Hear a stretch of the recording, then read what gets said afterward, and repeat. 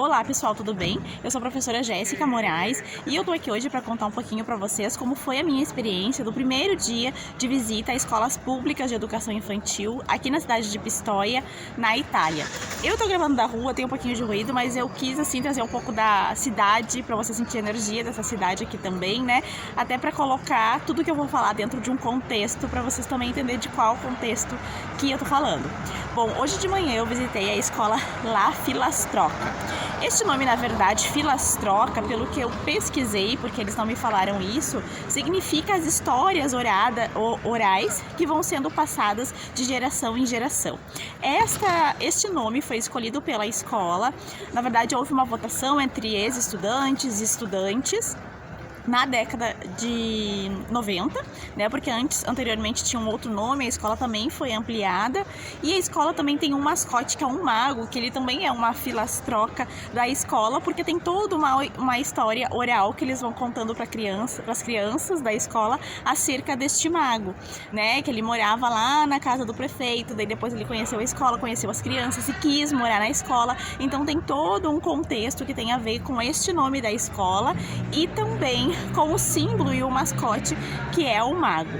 Bom, e por que eu falo isso? Porque todo o trabalho da escola, ele segue este fio, essa proposta. Claro que aqui nas escolas italianas a gente sabe, né, que tem a questão da participação, do protagonismo, e eu pude perceber muito isso desses projetos, né, e desse trabalho, desses processos de pesquisa que são muitas vezes encabeçados pelas crianças, né, mas tudo que tem na escola tem muito a ver com a oralidade também. E por que tem a ver com isso, com essa oralidade, com as histórias, com os livros, com esse imaginário? Porque nesta escola tem muitas crianças imigrantes, tem pessoas de culturas distintas e classes sociais diferentes também, e eles ficaram pensando num modo de integrar essas pessoas. E o modo que eles encontraram foi de trazer essas histórias para dentro da escola e incentivar muito essa contação de histórias e também esses processos de leitura, de manuseio de livros, né, de escrita também. Então é mais ou menos esse o contexto da escola. E o que eu pude perceber? Que além, né, de ter todas essas questões, como eu já falei, de protagonismo, de participação, é tudo mais simples do que a gente pensa. Por exemplo, quando a gente fala nas escolas italianas, a gente pensa que a gente vai chegar lá, vai ver vários contextos de desenho de observação, vai ver vários contextos de sombra, de luzes projetadas, né? Tudo que a gente coloca lá no Pinterest das escolas italianas e acaba aparecendo, né, pra gente. Só que, na verdade, as salas referências são salas simples, que não tem muito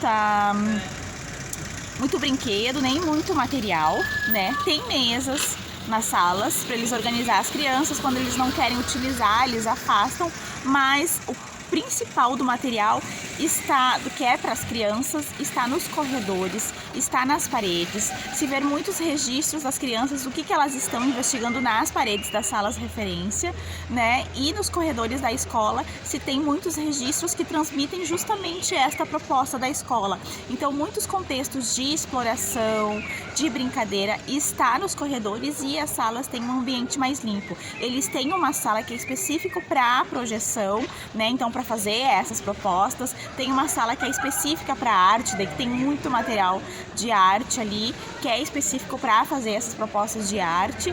Mas eu perguntei, né, ali se tem uma frequência, se tem um horário, essas crianças são obrigadas a utilizar aquilo uma vez por semana, 2 vezes por semana, se tem horário para professor, e eles falaram que não, que as crianças e as turmas vão usando conforme a necessidade. Se percebeu assim bastante que tem essa coisa que é encabeçado pelas crianças, né, as propostas e os modos como as professoras vão conduzindo essas questões.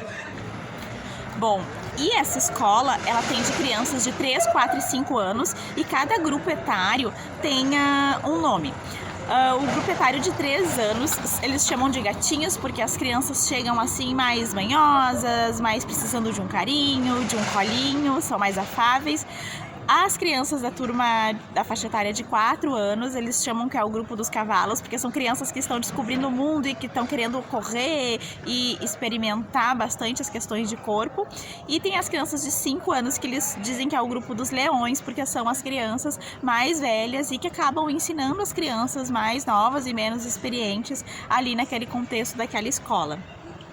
Bom, no meu Instagram, né, quem veio do Instagram provavelmente viu as fotos que eu postei nos meus stories. Caso alguém esteja vendo esse vídeo que não tenha visto as fotos de tudo que eu tô falando no Instagram, pode me seguir no @pedagogia da subversividade, que é o mesmo arroba aqui do canal.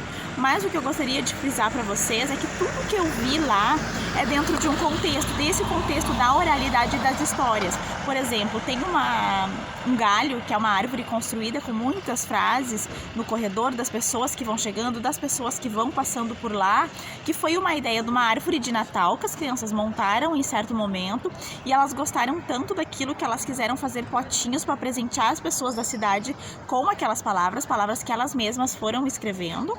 E depois elas quiseram levar essa proposta para casa, então elas construíram, né, esses potinhos com palavras em casa e decidiram manter, que eles queriam manter para sempre aquilo ali na escola. Então essa árvore é mantida e cada pessoa que chega deixa uma palavra do seu idioma para compor, né, essa grande árvore, que são alguns galhos, né, que estão dentro de um recipiente, né, que é bem grande.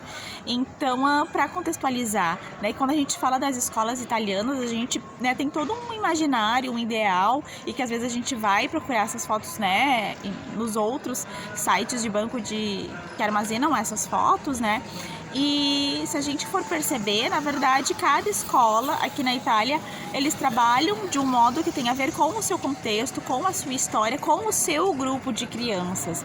Então, eu penso que a gente pode se inspirar, sim, no modo como eles conduzem as coisas. Que eu pude perceber ali também que a energia do lugar e o modo como as coisas são conduzidas é como se fosse uma casa, né? Porque os lanches, por exemplo, eles são feitos na sala, eles levam na sala na hora do café, mas isso é essa escola que se organiza. Tem escolas do município que as crianças levam a merenda de casa, né? Então eles têm essa autonomia, e nessa escola que eu fui visitar, lá Filastroca, eles levam então nas salas, e as crianças vão organizando as mesas, assim que eles terminam, eles mesmos vão recolhendo, eles mesmos se juntam para dobrar as toalhas, né? Nessa escola também tem um ambiente que é para as famílias explorarem, irem ali com as crianças, que eles levam objetos de casa, xícaras, canecas, talheres que eles não utilizam mais, e eles levam para lá e constroem outras coisas com esses objetos das casas deles e inventam histórias para isso também. Então tem toda uma questão de imaginário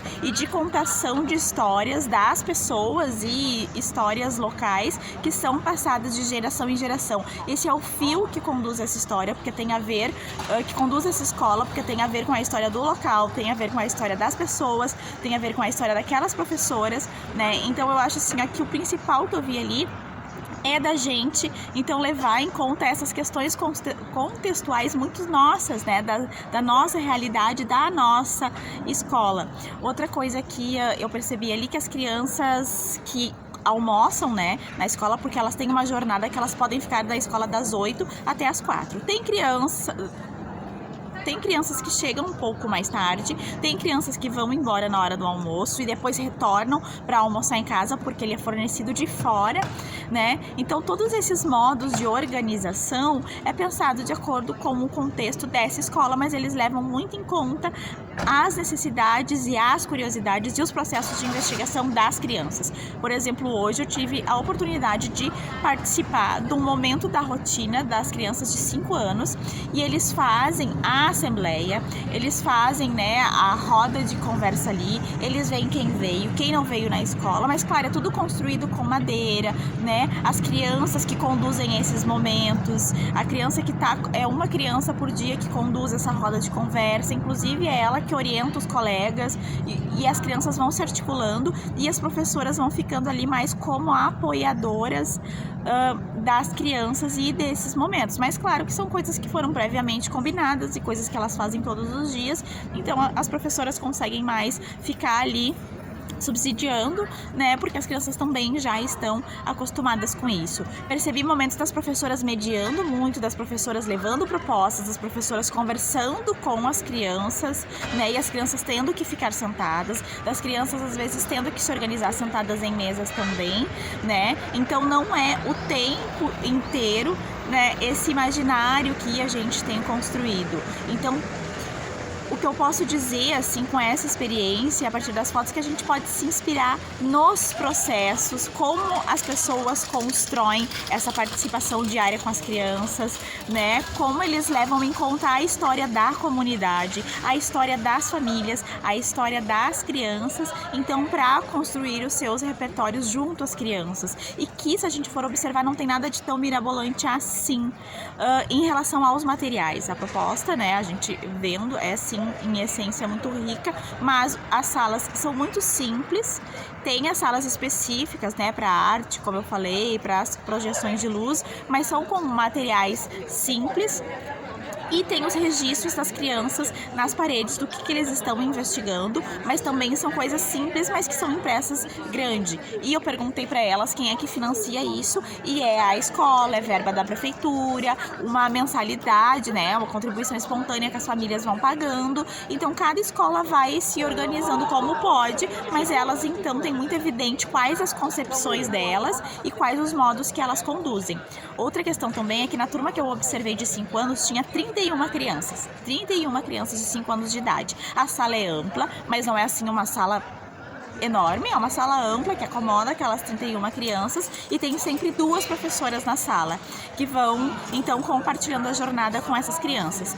Tem 2 professoras que ficam das 8 ao meio-dia e tem outras 2 professoras que ficam das 8 às 4. Então são sempre 2 professoras que ficam na turma. Eu reparei que tinha uma professora que tinha uma máquina profissional registrando os movimentos das crianças, né? Então, pra gente também entender o contexto, né? Quando a gente vê esses registros que tem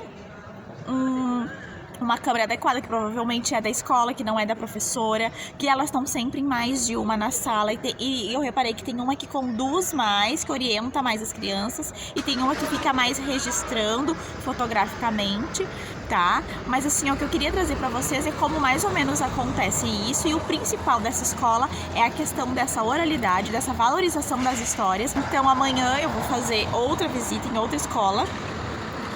Vou tentar trazer um relato aqui também como é que foi, e depois que eu fizer todas essas visitas, eu pretendo então fazer algo mais analítico e trazer para vocês mais detalhes, então comparando e procurando pontos de divergência, de convergência entre a educação tanto do Brasil quanto da Espanha, né, que eu tenho observado bastante, e aqui da Itália, para a gente pensar a nossa própria prática, mas não como modelo, e sim como processos para a gente se inspirar, mas sempre levando em consideração o nosso contexto, a nossa realidade, o que faz sentido para aquele grupo de crianças, para o grupo de professoras e para a comunidade, tá certo, pessoal? Quem quiser ver mais, por enquanto, dá uma passadinha lá no meu Instagram para ver os registros que eu postei nos stories, e nos próximos dias, então, eu vou trazendo isso, e eu vou trazer, então, mais detalhes, vou planejar, vou organizar alguma coisa para vocês também, em alguma aula mais elaborada, para trazer outros pontos que eu não pude trazer aqui. Quem tiver alguma dúvida, pode me perguntar nos comentários, que eu vou responder, né? E se tu achar relevante e achar que quer acompanhar o resto dessa jornada e outras coisas que eu vou postando sobre educação, pode se inscrever no canal para ficar por dentro do que eu vou estar trazendo aqui, tá certo? Muito obrigada pela atenção, pessoal, e até mais, e vamos nos falando.